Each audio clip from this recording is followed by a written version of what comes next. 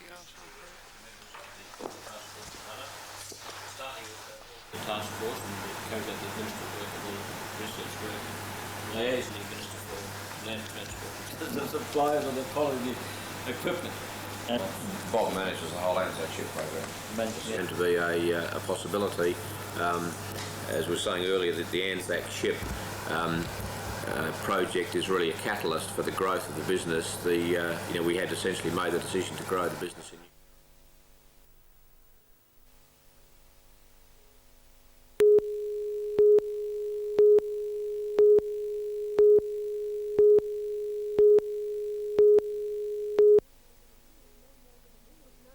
It took no more than a minute for the Fanning family to be rendered homeless. Preparing to sit down to breakfast to the sound of a thunderstorm raging outside, John, Lorraine and daughter Diane were shaken by a huge bang and a sudden lurch. Within seconds, their hardy plank home was lifted off its foundations, then crunched back to earth. Outside, they heard trees crashing down around them, and then the sickening noise of the building in which their son Neil was sleeping being torn apart. Adding to the terror and confusion for the Fanning family was the realisation that at first they couldn't get outside. As the house collapsed, doors and walls crumbled together, jamming all the exits. And I tried to walk into the house, but the house had moved, so I couldn't get in. I couldn't get in any of the doors. I didn't know what they were doing. It was pouring still at the time. That's about it.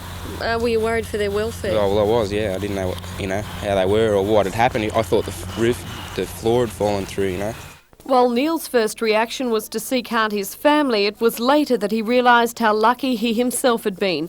His small cottage was completely destroyed. Sheets of iron from its roof had been blown as far as 100 metres. But despite the enormity of the destruction, Neil says he hardly knew what was happening. I was just lying, waking up, and I heard the noise. It got louder and louder, and the rain got heavier and heavier, and then the next minute it just hit like a bomb and ripped the roof off, and everything just came flying. While the power was cut, the phone was not, and John Fanning quickly set about calling neighbours seeking aid. They came in droves with food and offers of accommodation. Walls were knocked out to allow furniture to be moved. They cleared the house only minutes before the skies opened again, lashing the area with torrential rain and more huge winds. However, the second outburst could have done little more to harm what was once the North Nelson Bay Rugby League sheds. Finished only 2 weeks ago, they'd been used just once. Within minutes this morning, they were reduced to a pile of rubble. Just metres away, a huge pine tree that had stood at the front of a home for 35 years was ripped out of the ground, crashing just centimetres from the front door of a house.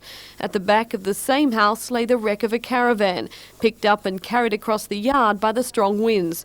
Down the road further, Steve and Carol Blanche were counting their blessings after their daughter Sarah's bedroom copped the brunt of the storm. Thanks to a stroke of fate and their little girl's fear of thunderstorms, she escaped unharmed. There was a big crash of lightning and thunder, and Sarah came running out of her room, and suddenly I heard a sound of breaking glass. And when we investigated, there was glass all over the bed where Sarah had been laying. She just raced into my arms in the hallway as the glass fell on the bed. It's all over a pillow. She'd have been laying there. If she wasn't badly hurt, she'd have been killed for sure.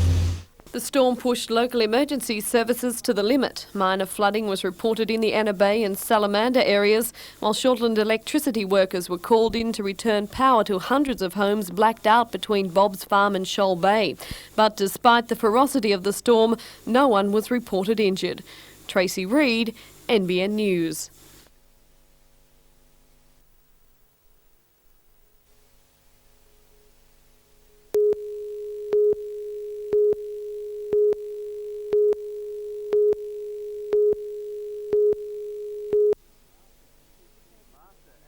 The Master and his apprentices.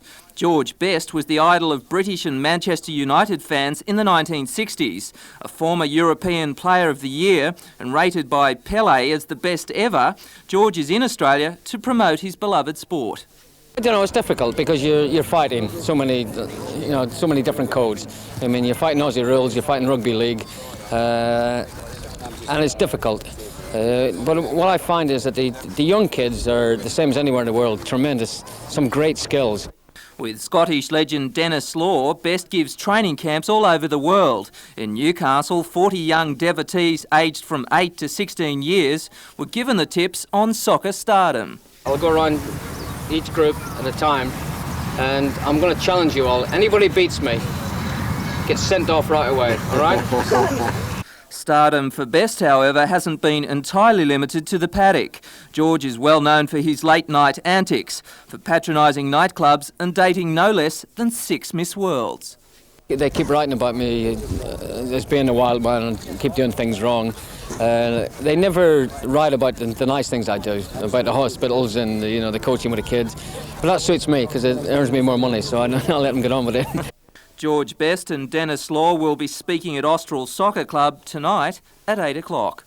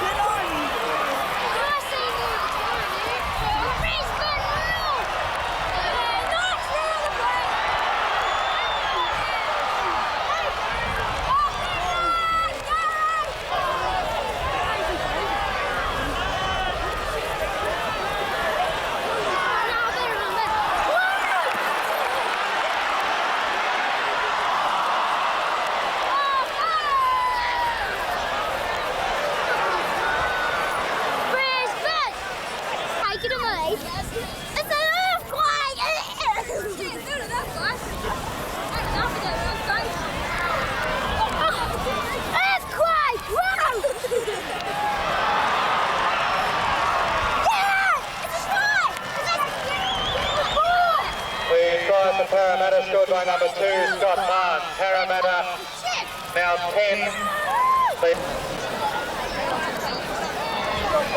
Turn off the television. And a successful conversion by Andrew.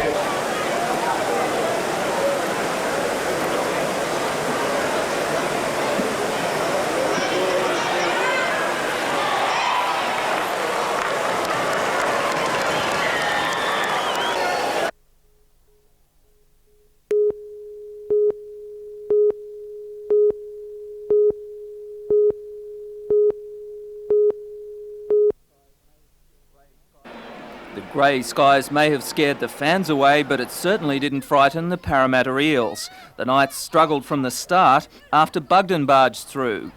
By half-time, Newcastle was down 12-6, and with light rain falling, the Eels simply became slipperier. While both sides made regular reserves changes, the fresh players from Parramatta took the chances. Here, Lydiard running in. The Knights tried to run the ball, but simply couldn't hang on to it. With 10 minutes to go, Parramatta's hooker Greentree made it look easy. And on full time, Collins scored his team's 5th try, leaving the Knights shell-shocked for their next trial match against Cronulla.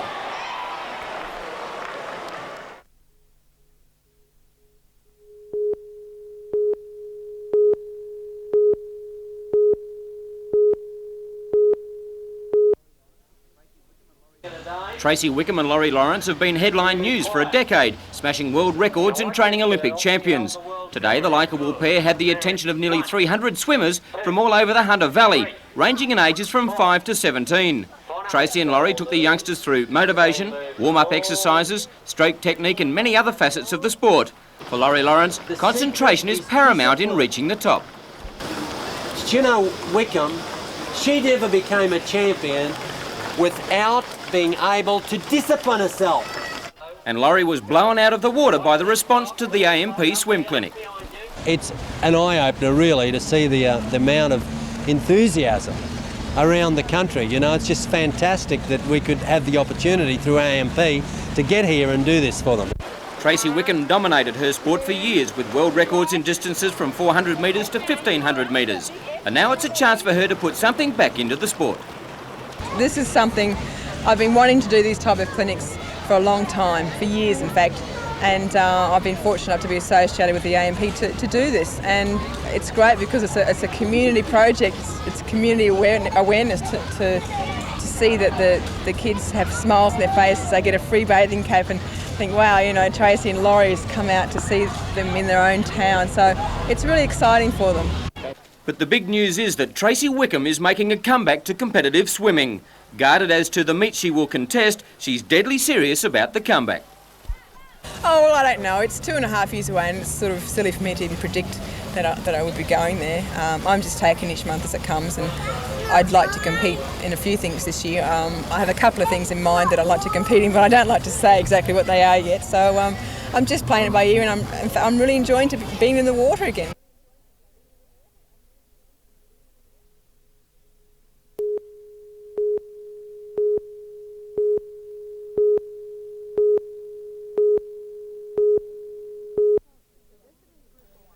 The resident group, or POPE, which stands for Preserve Our Pristine Environment, claims Lake Macquarie Council is turning a blind eye to development in the area by not enforcing conditions of consent.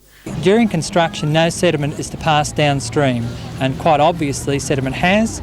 The developer is required to put necessary sediment controls, retention dams and so on, and the councils let them get away with a flimsy affair, and consequently sediment's gone downstream.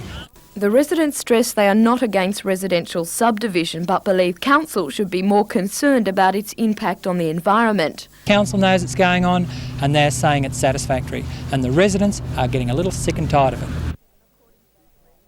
According to the residents, sediment from developments like this at Floraville is flowing downstream, filling waterways and exacerbating the flood situation.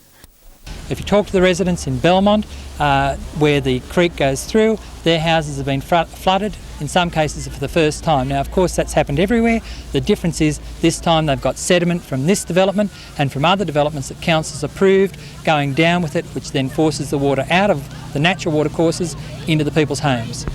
The residents plan to present their case to council tomorrow night. Jodie McKay for NBN News.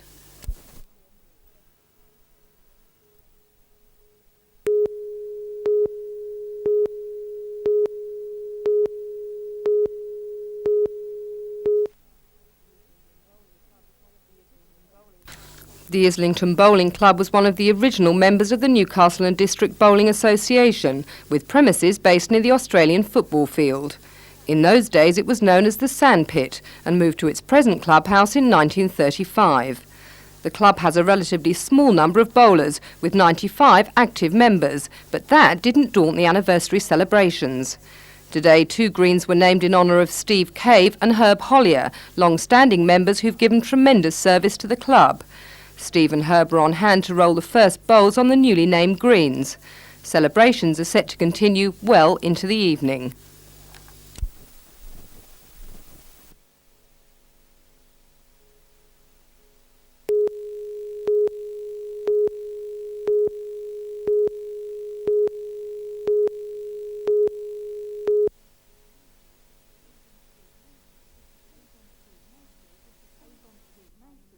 Avon Street, Mayfield was the first stop on the Prime Minister's tour of inspection. Carol Dunleavy is typical of many of the residents in the area. Her uninsured and badly damaged house was singled out to give Mr Hawke a first-hand impression of the problems facing earthquake victims. We have not been able to even get quotes. Nobody wants to know you when you're uninsured.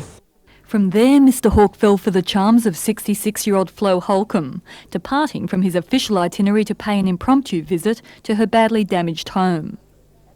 Yeah, lovely. That's a feather in my hat, isn't it? I think. Only I don't wear a hat. Good on you, Flo. Yeah, hey. I'm going to shake hands. Thank you, Flo. Thank you very much. Do you think people like Mr Hawke can help you? Yeah, he's the Prime Minister of Australia. Of course he can help us. As repair work continued in Avon Street, Mr Hawke embarked on the next leg of his earthquake itinerary, treading a well-worn post-earthquake path down Beaumont Street, Hamilton. There was much handshaking, along with many complaints of the everyday problems facing residents since the quake.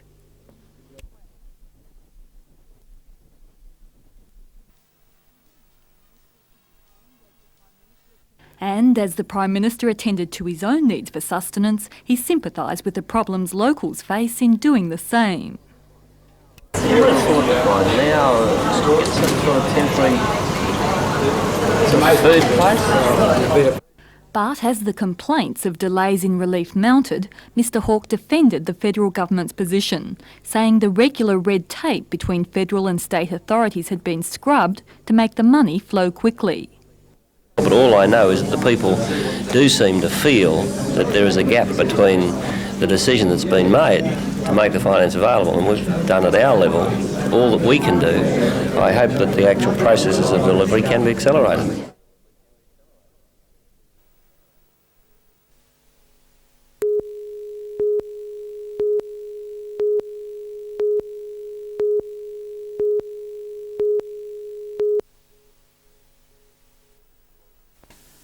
A volunteer-only post, the Morpeth fire station was deserted this afternoon when a passerby noticed thick black smoke gushing from behind a door.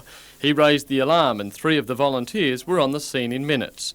When they broke in, they found their $100,000 tanker ablaze. And we opened the back door, coming through the back door, and the smoke was that thick we couldn't get into it. So we forced entry into the watch room and got a length of hose and started to extinguish it while we were waiting for East Maitland to arrive. They've turned up with their BA and that, and they were able to get into the seat of the fire and put it out. Quick firefighting saved the station, but not the tanker, its contents or pride. We don't mind putting other people's fires out, we hate putting our own out. Yeah, it's very embarrassing actually. The station will be easily repaired. However, the fire department's frontline tankers like this one are in strong demand, and re-equipping the unit may not prove as simple.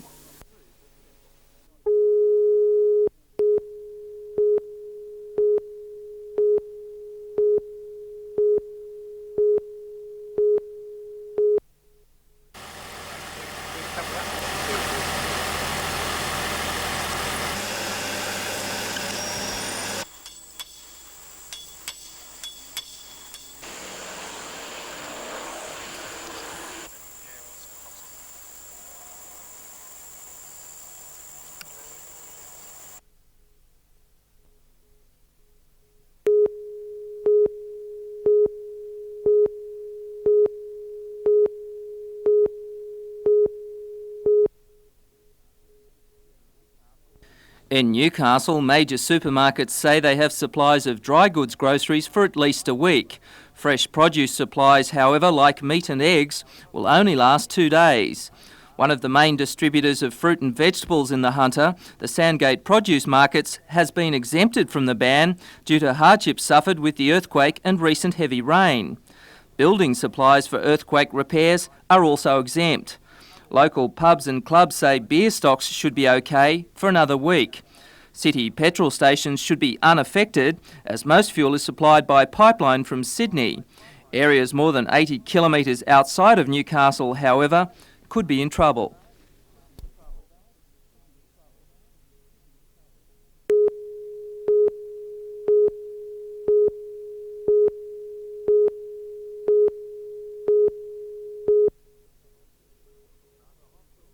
Mater Hospital reports that Aislinn Gwinney is alert and active in the children's ward, apparently completely recovered from her ordeal. The infant was found unconscious in a backyard swimming pool at New Lambton. Ambulance officers raced to the address to find she was breathing again, thanks to the work of a former nurse and neighbour. The family is reluctant to appear on television, but today ambulance paramedics repeated the resuscitation technique on a mannequin. If breathing is stopped, then by placing the cheek, your cheek, down over their mouth, so you can feel the warm puff of the breath normally on the cheek. If that's not detectable, we can assume that the child is not breathing. Additionally, we can't see any movement of the chest. If that's present, we go to feel if there is a carotid pulse.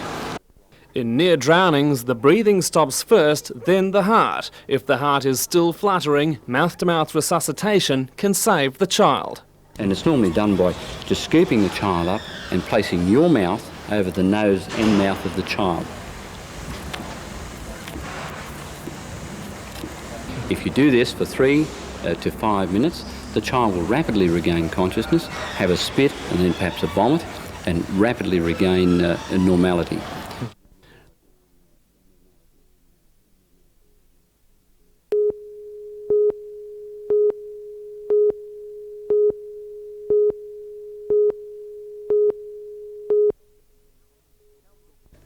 The council began buying property in the civic block 10 years ago with a long-term view of redeveloping it.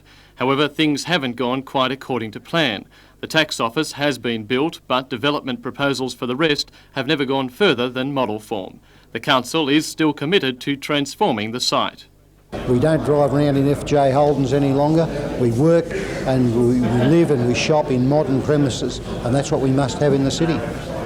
The earthquake has proved a catalyst. The Civic Centre Committee has urged the council to bulldoze the old shops which have been damaged and create more parking. Last night, the council agreed to half their requests. Once insurance negotiations are complete, most of the buildings will be demolished. The Frederick Ash facade will remain, as will the City Motel, until an actual development proposal is received for that site. According to Executive Director of the National Trust, Wendy McCarthy, however, the buildings are of great historical importance and action will be taken to protect them. Council has received no definite proposals for the site, but has 2 expressions of interest, including one from a hotel chain. Definitely past the drawing board stage are plans for Beaumont Street. After the shopping district collapsed last month, the council commissioned a study to examine its rebuilding. The report suggests the street should make use of its essential ethnic character. Speriamo che darà un buon cappuccino, Il servizio è buono. It's been likened to the Lygon Street of Newcastle, Lygon Street in Melbourne, of course, with all their restaurants and delicatessens and outdoor eating places and so on. And if you can eat outdoors in Melbourne, you sure can in Hamilton. In the interim, the City Council has decided to set up a shopping village using demountable buildings to help supply goods to locals, and it will rebuild the historic clock tower. Rosshampton, NBN News.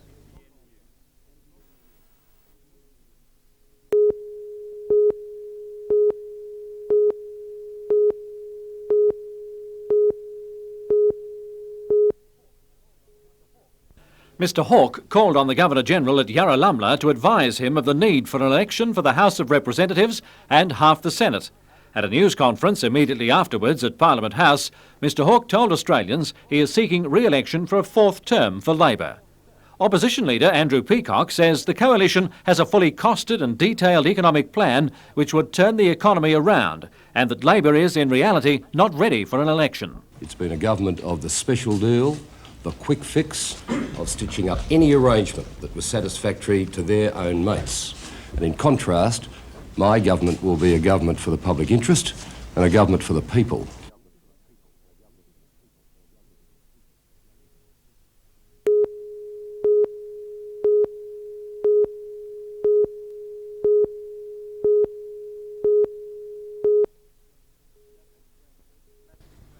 Matthew Grant Webster's court appearance this morning was the culmination of months of work by detectives, but lasted just a few minutes. A packed courthouse heard police prosecutor Brian Bourne outline allegations of what occurred on the night of the beach party when Lee was killed. Webster has been charged with sexual assault and murder. The defendant sat silent and showed no emotion as Magistrate Jeff Brown refused bail on the grounds that both the offence was so serious and the defendant could be in danger if he was allowed to go free. Webster was remanded to appear again on the 5th of March.